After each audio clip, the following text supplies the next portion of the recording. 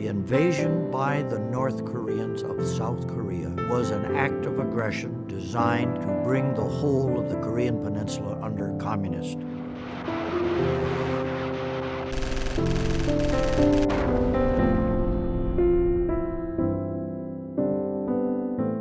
Welcome to Real Talk. I'm Kathy Choi. What's going on? Danny Cho here. 61 years ago this month, North Koreans attacked South Korea to start the Korean War. Yeah, and the thing is, growing up here, I really didn't know much about it except what my parents told me, and they didn't really know much either. Well, a lot of people choose not to speak about it, and that's why it's often referred to as the Forgotten War. Well, two of our esteemed guests today will share with us their stories, their knowledge, and specifically about a very bloody battle that happened on Outpost Harry.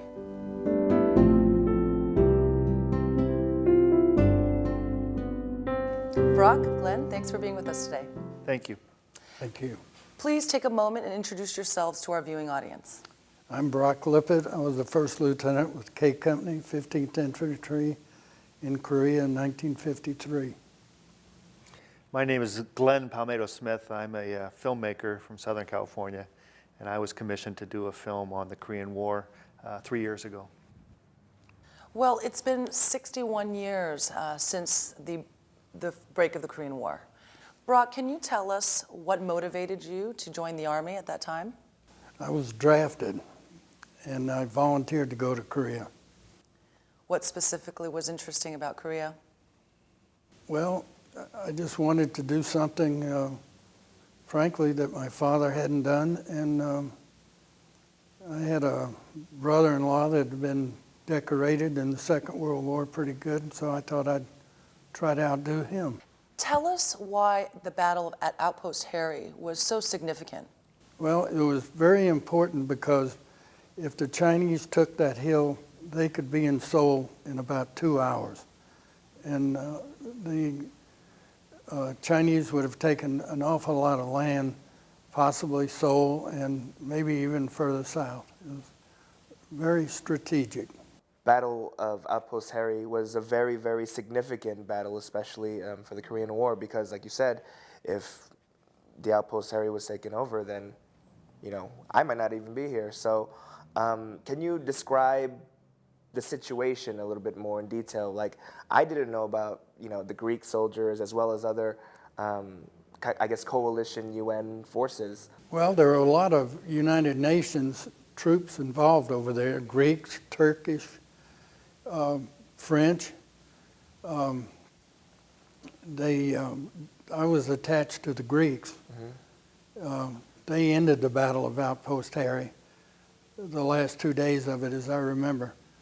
But they were fabulous fighters. The battle lasted for 8 days. 8 days. Yes. And you were the first company out there. When we got hit, yes.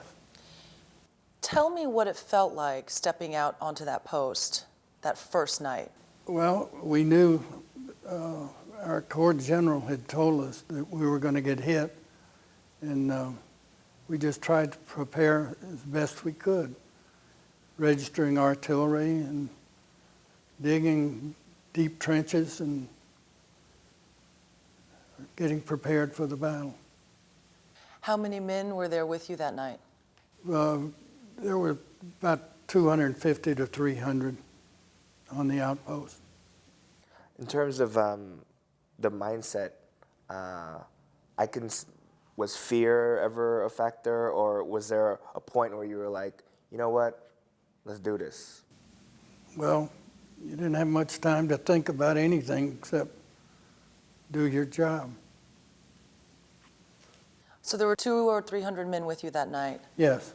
And how many walked off that hill? As I remember, 28. So a lot of men were hurt. We lost 700 killed and wounded in 8 days, as I remember. Glenn, you're the first American director to approach this subject, and your documentary is called Hold at All Costs. What does that mean, to hold at all costs? As I understand it, the order is given, this probably dates back to Roman days. I mean, 2,000, 3,000 years ago, It is told to a soldier, you are to hold this position at all costs. It means you cannot walk away, you cannot leave until ordered. I picked the title of the film, Hold at All Costs, to really signify the entire Korean War, that this line, this 38th parallel was going to be held at all costs. The communists were not going to come into South Korea. So it becomes a euphemism for the entire conflict, this one battle, as I perceived it. It's sort of like the goal line stance in football, pretty much, except with a more serious consequence. Very serious consequences. Right? It was almost as if the U.S. Army or intelligence or political system was fighting the Chinese political system, and they're having a giant football game with lights and illuminated skies. And I just want the audience to understand that it was like a giant football game, but the score was with bodies, not with touchdowns. But what about the other outposts and posts where, you know, some of them did get taken over by the Chinese? Yeah, so Pork Chop Hill was lost and then it was regained. There were many battles of equal horrific standards. We just picked this one because it's at the end of the war. But you know, a lot of times the Army would then say, this is not worth holding, and they would retreat. And this would be an order to retreat, and a dignified order. But at Outpost Harry, the order was, you stay and you don't go, you don't leave. And this went on for 8 days, and it's horrific. So 8 days of constant fire at this outpost. Yes. How many Americans fought there? Well, there were 5 rifle companies involved, plus the Greeks, and I don't know how many companies they had out there, probably 2. So there were probably 7 rifle companies involved. Brock, I know it must have been a horrific experience for you. Was there anything that really stood out when you were out there the first night? No, it was just a mess. It was just... We fired over 100,000 artillery shells that first night in defense, and the Chinese fired estimated 30,000 back at us. Wow. I mean, the type of devastation that we're talking about in terms of human lives is so huge. You know, for your company to be having started out with 200, 300 men and to walk off that hill with only 28, but the Chinese suffered even greater losses. Much Greater losses. Our estimates are as much as high as 20,000 over the 8-day battle. Wow. It's probably more like 8,500. I've chose to pick a number around 6,500. The Chinese, of course, they want to be very insistent that it was only 1,200. So who knows? Brock, I think you believe it was 20,000. I read estimates 20,000. They were stacked like cordwood. Wow. One of the things that you were describing earlier was as infantrymen were trying to come and relieve some of the people that were left, you'd literally have to walk over bodies that had fallen. You Yes. couldn't get them off the hill fast enough. At what point during that battle were you able to move the bodies? Well, they started bringing the wounded and dead out immediately. And that was one of the worst jobs I had, was going to graves registration and identifying bodies, saying put that head with that pair of legs, or that chest goes with that head, because I knew most of the men, and that was not fun. The Greeks, when I interviewed them, they spoke of having arrived with their troops, and the smell was so bad that they would take foot spray or insect repellent and literally spray it up their nose and as relief. So you'd rather smell that than the death. The Chinese, when I interviewed them, they said their secret was to use T-shirts or clothes, dip it in gasoline, and tie it around your head, just to rather smell that than to smell this death. I think it was on the 7th day the U.S. Army dumped diesel fuel on the whole mountain and lit it on fire just to burn off the remains, and it still did not get everything. Wow. Let's take a look at the documentary Hold at All Costs and hear from the soldiers who served there. And so MacArthur designs this remarkable amphibious assault at Incheon and literally cuts across the island, captures tens of thousands of North Korean soldiers. What MacArthur underestimated was that the Chinese were so sensitive to their border, and they were so worried that we were establishing a base from which to attack them. 为什么呢？我们要加入这场战争呢？因为把战火已经烧到我们的国家这个边界。The sides battled relentlessly for control of critical terrain from 1951 until 1953, as the peace negotiations dragged on. They destroyed bunkers during their artillery. They got men in the bunkers. They shot our men in the trenches. We used to joke about it in Officers Canada School that if everything else goes to hell, you can always call in time on target. Time on target, or fire VT, a last resort technique used when the enemy has completely infiltrated one's position. The commander orders his troops to take refuge in bunkers, as supporting artillery fire is directed upon their own position. Some of the guys I've seen come back, and when he come out the war, they still want to fight. They still want to fight the war. And I still fight the war in my dream. I hit my wife without thinking one night. I was asleep. I didn't mean to hit her. She never said anything to me. And she never asked me either what had happened. It was 53 years before I told anybody. My name is Glenn Palmetto Smith. I'm the director of Hold at All Costs, a film on the Korean War. And you're watching Real Talk. So Brock, when you left for the war, it's 1951. What was American society like? What was the atmosphere like at home? I think everybody was tired of the Second World War, and frankly, they didn't much care about what was going on in Korea. As I remember, patriotism stopped at the bay in San Francisco when the ship sailed out. Boy, that was the end of the patriotism. It was, nobody really cared. What about when you got back? Same.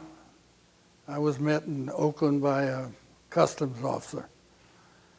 He just wanted to know what I brought back from Japan. Wow. These men and women, the MASH nurses and the Chinese, they all said that when they got home, they would be invited to a party, and they would be drinking and whatever. And somebody would say, "Where have you been? You've been to Korea. Tell us about it." And they would only one time describe the horrors of killing 100 people, 80 people, whatever it was. And the shock on the listeners' faces, they could sense that this was not necessarily a good thing, because next week you were not invited to the next party. Wow. And so you learn very quickly, you just shut up, you don't talk about it. I mean, do you think that, is one of the reasons why, you rarely see, documentaries about the Korean War? I mean, aside from this, I rarely hear of any. What do you think is the reason for that? I can only go from what I heard. And what I learned was this was not a definitive war. This was not, we beat them, look at the trophy, let's put that trophy on a shelf. This was a war that was just kind of fizzled. Probably like all future wars, there won't be a definitive battle, it'll just be a settlement. And so you had, maybe perhaps in the first time in our history, American history, US history, a non-definitive battle, a war. And so, in my opinion, this was new to the American people, so let's just forget about it. And the sensitivity in Japan, Korea and in China is the same thing. Let's not really divulge this, and so we keep it quiet. And this film hopefully will re-examine that war as no other film has done. I want to ask you, how has your movie been received around the country? I like to think of my movie as really putting a face on not just this battle, but the entire war, and if not just that entire war, perhaps an entire generation, the sacrifices of that generation. By examining this one battle, we put a face on maybe the whole conflict. And maybe there's related to today's things that young men and women are being asked to do in the Middle East, perhaps.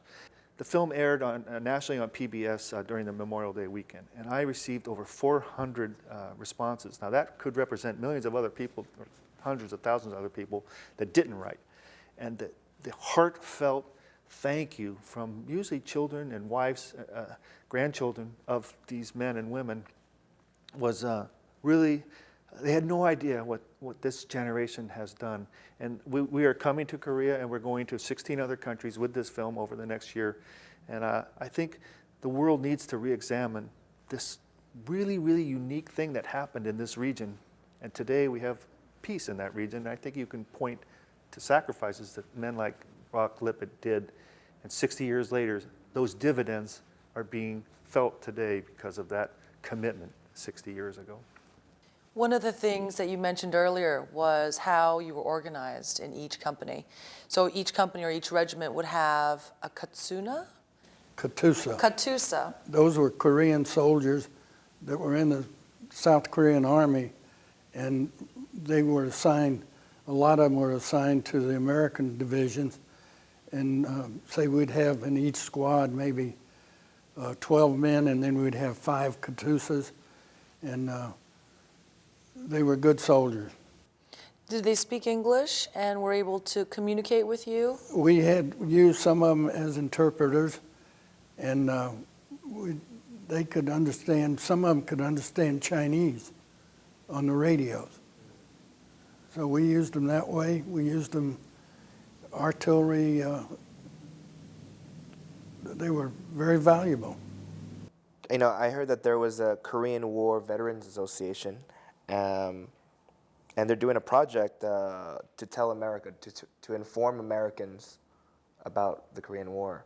What do you think about projects like these? I haven't participated in those groups because I frankly don't like to talk about this. Mm-hmm. And consequently, as Glenn said, for 60 years I just shut up.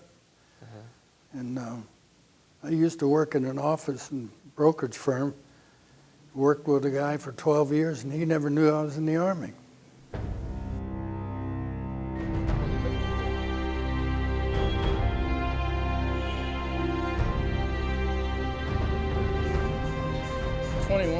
Over there, I flew out of Kunshan. I was stationed at Pyongyang Dongdaemun.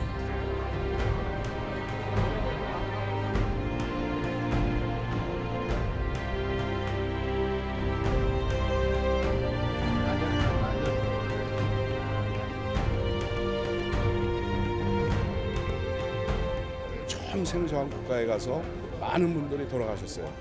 그런 분들을 저희가 한 번이라도 이렇게 한국이 자랑스럽게 번영된 모습을 한번 보여드리고 싶고, 또 그분들이 조금이나마 이렇게 위안이 될 수 있는.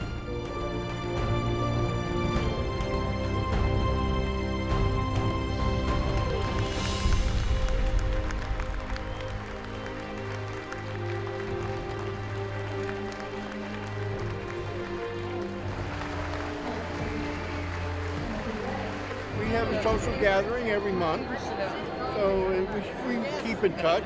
I'm very proud that he was a part of getting everybody democracy. I admire what the Korean people have done. Your country is incredible.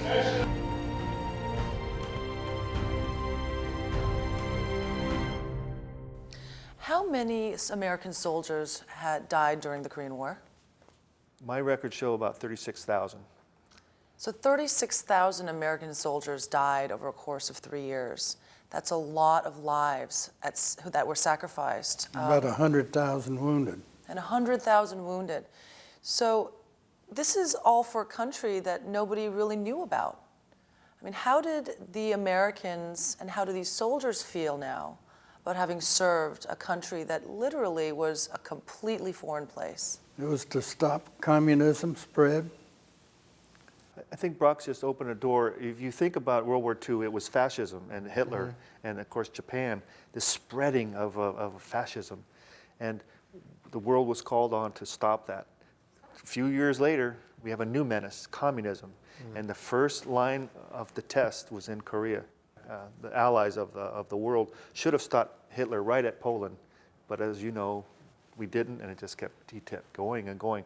It wasn't going to happen this time. We hold the line. Let's hold at all costs in Korea, a little country that too many people knew about, but That's what makes it monumental, and it was a statement that we did hold them, and we maybe had stopped the next world menace. In fact, look at today. We've got the fall of the USSR. We have China has redirected their energies from the Stalinistic marching communism to the largest capitalist country in the world. It's all because of direct result of this generation. What was it like for you when you came home? I was certainly glad to be home, but I went back to college to finish. I wanted to finish college. That was my sole purpose in life.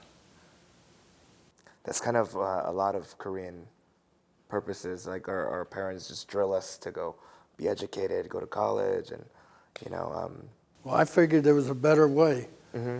Because when I got drafted, we got, I think it was $87 a month. Wow. And I'd go over and buy a couple of cartons of cigarettes, and that's all the money I had. So I figured there was a better way. You go to college and get a degree of some kind. Brock, when you landed in Incheon in 1951, what was your first impression of the Korean people? Well, the first thing I saw was a honey bucket going down the road, and you probably don't want to hear a description of that right here, but people were pulling buckets of fertilizer behind them. That's how they fertilize their crops, and human waste. That's the first thing I saw. Now in Incheon, they have 5 golf courses where we landed. And Korean girls sure can play golf. Well, they were real small, weigh about 110 pounds, and hit the ball further than any of us could do. That's for sure, that's for sure. So when you got back from Korea, what was the first meal you had? I'm sure you didn't have good American food, in the bases, or in Korea. So what was the first thing you craved when you got back? Do you remember? No, but I sure gained weight. I went from, when I got back from Korea, I was in great shape. I weighed 163, and I went up to 220 in about 30 days. Wow. I couldn't wear any of my clothes. And I pigged out. Brock, what do you think about Korea today? And I think it's absolutely marvelous. Look at a night photo of North Korea is all dark, nothing going on, no cities, no lights. South Korea's got lights, factories, making cars. I think it's wonderful. Does it amaze you, especially since you were there? And I think it was worth it, for sure.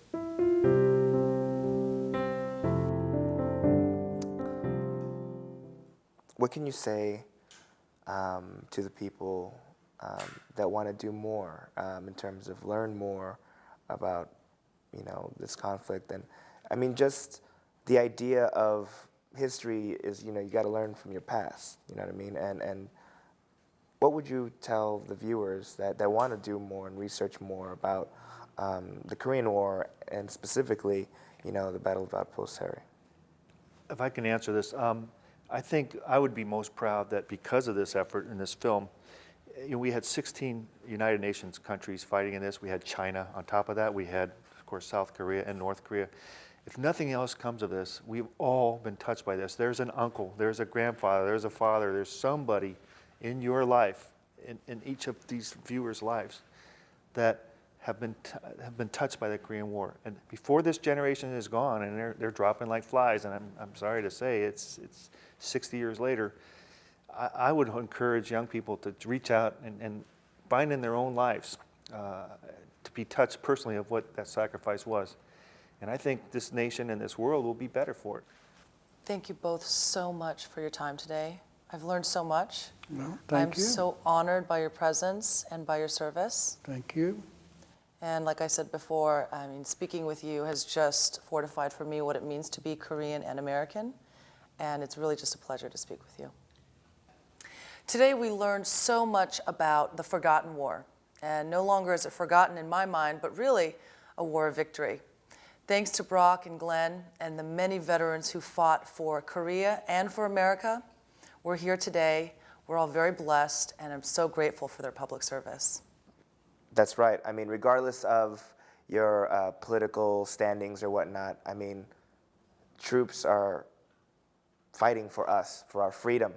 And without people like Brock and, you know, even soldiers today, we wouldn't be here. So thank you guys so much. And hopefully you viewers out there understand that too. And so please leave a message on the website, and see you next time. See ya. You hear a lot of guys that didn't do anything and were sitting in Tokyo, and they do all the talking. So anyway, the real heroes are the ones that died over there.